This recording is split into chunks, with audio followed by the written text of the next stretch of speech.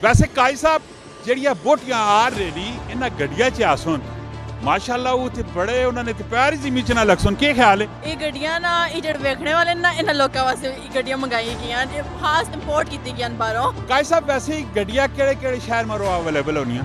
गला करसा खरियां साहब सचिया ते सुचिया अस्सलाम वालेकुम जनाब जी क्या हाल है ठीक हो बढ़िया लश पश बेहतरीन किस्म दी गड्डियां आईयां पियां ते नाल काजी साहब भी मेरे नाल हुन काजी साहब अस्सलाम वालेकुम वालेकुम अस्सलाम काजी साहब गड्डियां भी देखने पैने हैं बढ़िया लश पश जी किस्म दी बढ़िया यूनिक जी किस्म दी गड्डियां ने की करने पैने की पे बनाने हो की मिशन है की टारगेट है ਇਹ ਗੱਡੀਆਂ ਨਾ ਇਹ ਜਿਹੜੇ ਵੇਖਣੇ ਵਾਲੇ ਨਾ ਇਹਨਾਂ ਲੋਕਾਂ ਵਾਸਤੇ ਇਹ ਗੱਡੀਆਂ ਮੰਗਾਈ ਗਈਆਂ ਇਹ ਖਾਸ ਇੰਪੋਰਟ ਕੀਤੀ ਗਈਆਂ ਬਾਹਰੋਂ वाह जी वाह क्या बात है जेडे वेखने पे इन्हां लोकां मरो क्यों इतनी शहनशाही बनी पई है ਇਹ ਤਾਂ ਵੈਸੇ ਕਿ ਇਹਨਾਂ ਨੇ ਸ਼ਾਦੀਆਂ ਦੇ ਕੋਈ ਵੀ ਇਵੈਂਟਸ ਹੋਣ ਤੇ ਇਹਨਾਂ ਮੁਸ਼ਕਿਲ ਨਾ ਹੋਵੇ ਇਹ ਖੂਬਸੂਰਤ ਜਿਹੀ ਗੱਡੀਆਂ 'ਚ ਬਹਿ ਕੇ ਆਪਣੇ ਇਵੈਂਟਸ ਇੰਜੋਏ ਕਰ ਸਕਣ वैसे तो शादियां विच लोग डॉलर निछावर करने पैने रुपए निछावर पे करने ते यानी कि बारात छा ताड़ना खड़ना ये वो बारात मेहंदी ने अगर एंट्रियां कर सन ना इसने तो डॉलर ने ज्यादा बहारा हो सन ना ज्यादा अच्छे लग सन डॉलर जो तो वर्गा सन ते वैसे काई साहब ਜਿਹੜੀਆਂ ਬੋਟੀਆਂ ਆਲਰੇਡੀ ਇਹਨਾਂ ਗੱਡੀਆਂ 'ਚ ਆਸਨ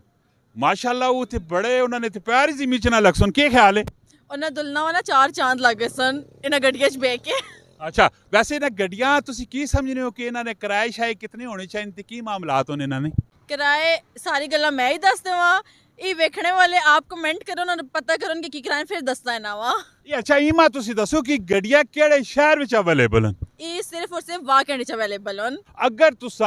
ਇਹ ਗੱਡੀਆਂ ਨੇ ਕਿਰਾਏ ਚਾਹੀਦੇ ਕਿਆ ਹੈ ਕਿ ਤੁਸੀਂ ਪੁੱਛਣਾ ਚਾਹੁੰਦੇ ਹੋ ਕਿ ਕਿਰਾਏ ਕਿਨ ਕਮਿਟ ਕਰੋ ਤੇ ਗੱਡੀਆਂ ਨੇ ਮਾਲਕਾਨ ਜਿਹੜੇ ਆਸਨ ਉਹ ਆਣ ਕੇ ਤੁਸੀਂ ਇਸ ਨਾਲ ਕਿਰਾਏ ਵੀ ਤੁਸੀਂ ਦੱਸੋ ਕਿਆ ਹੈ ਕਿ ਇਸ ਨਾਲ ਕਿਰਾਇਆ ਕੀ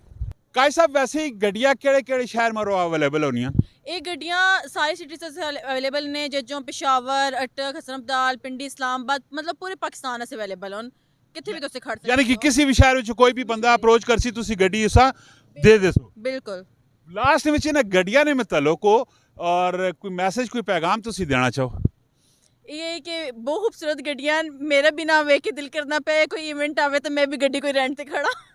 और तुसी भी नाल इन्हां गड्डियां अगर तुसा चाहिए ते तुसी भी रेंट च खड़ो जिंदगी एक बारी मिलनी जोड़ विंसो ते छोड़ वैसो जोड़ विंसो ते छोड़ वैसो अपनी जानी उत्ते खर्च करो क्योंकि जोड़ने ना तो फायदा ही कोई भी नहीं तो शादी भी एक ही होनी है तो कई बारी होनी है तो चस भी आनी है और चस खिलनी भी चाहिए हमेशा अपनी लाइफ एंजॉय करना चाहिए और हकूकुल इबाद नाल ख्याल भी करना चाहिए और कायदे कानून भी फोकस करना चाहिए मिलने अगली वीडियो अपना बहुत सारा ख्याल रखियो फी अमान अल्लाह पाकिस्तान